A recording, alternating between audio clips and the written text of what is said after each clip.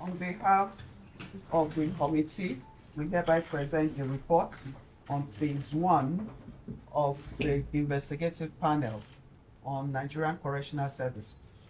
Thank you, sir. Thank you for the. Thank you very much. Okay.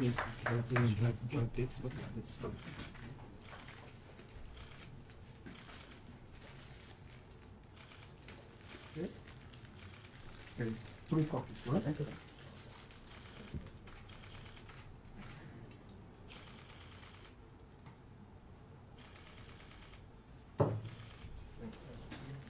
Here's the first phase report of the independent investigative panel on the alleged corruption, abuse of power, torture, cruel, inhuman and degrading treatment against the Nigerian Correctional Service, which is being submitted today to the Honorable Minister of Interior, Honorable Dr.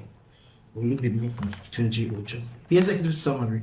This interim report, which is the phase 1 report of the panel, focuses on the findings in relation to the investigation into specific cases, namely Mr. Idris Okuneye, widely known as Bobrisky, and to verify if he served his sentence in the Nigerian Correctional Service custodial centers, and to ascertain the veracity of the claim that an inmate in Kuje Custodial Center was intimidated, threatened, and defrauded by the officer in charge.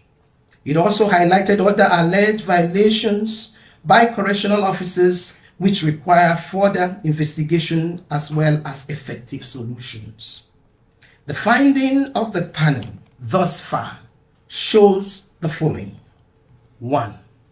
The panel did not find any evidence thus far that suggested that Mr. Idris Okuneye slept outside the custodial center during the period of his imprisonment, which was from 12th April 2024 to the 5th August 2024, with his 6 months correctional sentence with the usual remission applicable. During this period, he was transferred from Ikoyi Custodial Center to Medium Security Custodial Center, Kirikiri, Apapa, Lagos, and that was on the 12th of April. On the 22nd of April 2024, he was transferred from Medium Security Custodial Center, Kirikiri, to the Maximum Security Custodial Center, from where he was discharged after completion of his sentence on the 5th of August 2024. The state controllers of corrections have the power by law to transfer an inmate from one custodial center to another within the same state. Proper documentation of Okuneye Idris was not made prior or as he was being transferred from Ikoyi Custodial Center to Medium Custodial Center, Medium Security, and from the Medium Security Custodial Center, Kirikiri, to the Maximum Custodial Center, Kirikiri, Lagos.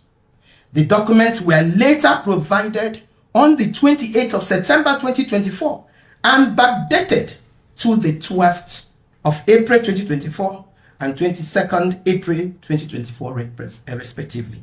These are in violations of Section 168 and 169 of the Nigerian Correctional Service Standing Order Custodia. The transfer of Mr. Okuneye Idris from the Medium Security Kirikiri, Lagos to the Maximum Security Kirikiri, Lagos, being a first offender, violated Section 16.4a and Section 16.4b of the Nigerian Correctional Service Act of 2019. The panel also found that Mr. Okuneye Idris enjoyed several privileges while in custody, both at the Medium Security and the Maximum Security Custodial Centers, which include especially the following: furnished single cells, humidifier, lots of visits by his family members and friends as he desired, visit by his family members and friends held inside the office of the in charge of the custodial center, floor rug, self-feeding, designated inmates to run errands for him, access to fridge and television, and possibly access to his phone. It is necessary to further investigate if the above privileges provided for Okuneye Idris were financially motivated and based on corrupt practices by correctional officers. The panel believes that the peculiar case of the inmate and the inmate's physical look and behavior pose a threat, and the lack of laid down rules for the treatment of such a case may have necessitated such privileges to be granted to Okuneye Idris. On the issue of Abdul Rashid Minor's son sending money to the personal account of the Kuje Custodial Center deputy in charge, who is the Deputy Controller of Corrections, Kevin Ilafosi Ikechukwu, this was found to be true. The panel is of the view that DCC Kevin Ilafosi Ikechukwu acted unethically and brought himself and the Nigerian Correctional Service to great disrepute by requesting and receiving money into his personal account from Abdul Rashid Minor's son.